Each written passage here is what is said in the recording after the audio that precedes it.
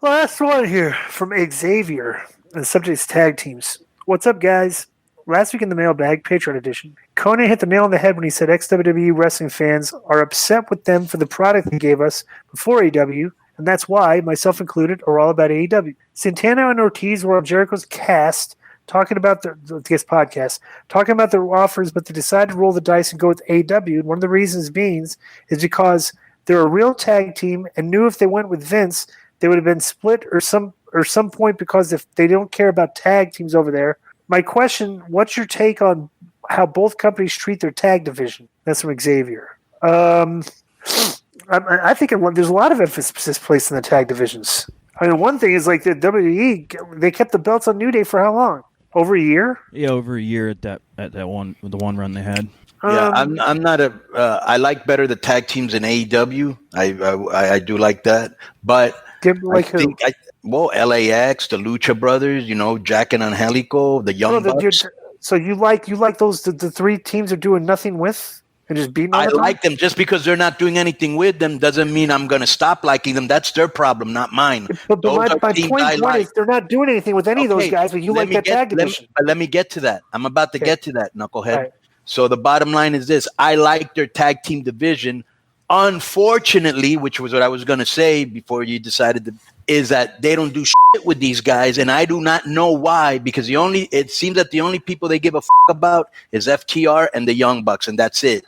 Bro, you could have the Lucha Brothers feuding against Pentagon and this guy, and then you could have Jack and Angelico feuding against these guys, and then when they're done, they feud against these guys, and then they go to the Young Bucks. But it's like the whole tag team division is like on the bench watching while these four are the fucking Onyx when you've got all these other all-stars that you could be doing shit with. You know what I'm saying? They're underutilized. I got an idea for the Lucha Brothers.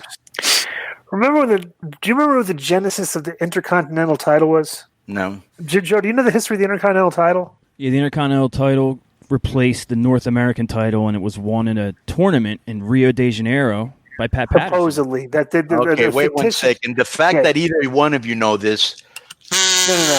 No. I do know this because it was won in a fictitious tournament. Right. And the next thing you know, Pat Patterson showed up with the Intercontinental title. Right. That's tremendous. Okay. Let me just say this real quick. I would like to say that Pat Patterson is the guy that hired me at WWE, and he is one of the most nattily attired, dapper guys I've ever seen in my life. He ain't afraid to wear like a carnation, like old school Jackie Gleason. You know what I'm saying? With the white shoes, like he was always clean. I give Pat respect for that, but go ahead. I've always heard he was. If I was the Lucha Brothers, this would be a good heel gimmick for them. Is that they show up 1 week with the tag team belts, okay? Yeah. And the tag team belts are the pound for pound Mexican tag team wrestling championships.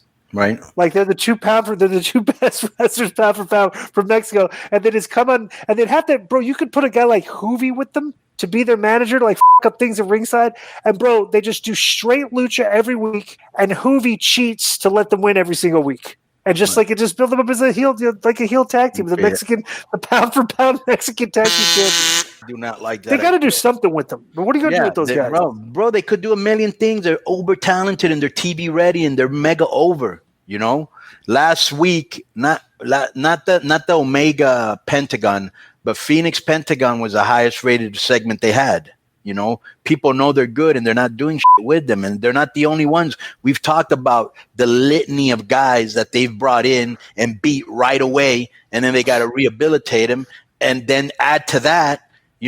Like the stuff with the Young Bucks, where all of a sudden they're heels for like a month and super kicking Tony Schiavone, getting in Tony Khan's face, which I still think they should have super kicked him. But anyway, then now they're trying to say, oh, well, our bad. They're trying to now that they're the baby faces in their feud, now they got to jump back to being baby faces. Well, why did you start this thing into the heel thing unless all of a sudden, you know what I'm saying? Bro, if they don't have any heels, they have shades of gray over there. Right. Which, when you have records for the wrestlers, and you don't have heels and baby faces, you don't have feuds, and you just have guys winning and losing matches, and one of your better tag teams. Well, what's their record now? Like 5-9 or some ridiculous thing like that. And here's the other thing, and like I said, maybe this is not for me, but You know, MJF, who was one of the only guys that had actual heat, now he's doing a song and dance number. Yeah, The only thing he didn't do was tap dance, you know, and you're like, so how are you supposed to hate this guy who's doing skits? Right. And you know what I'm saying? They took their best heel, Right. and they turned him into just a comedic comedy guy, you know? Right. That's it for the mailbag. Enjoy the rest of the show. Boom.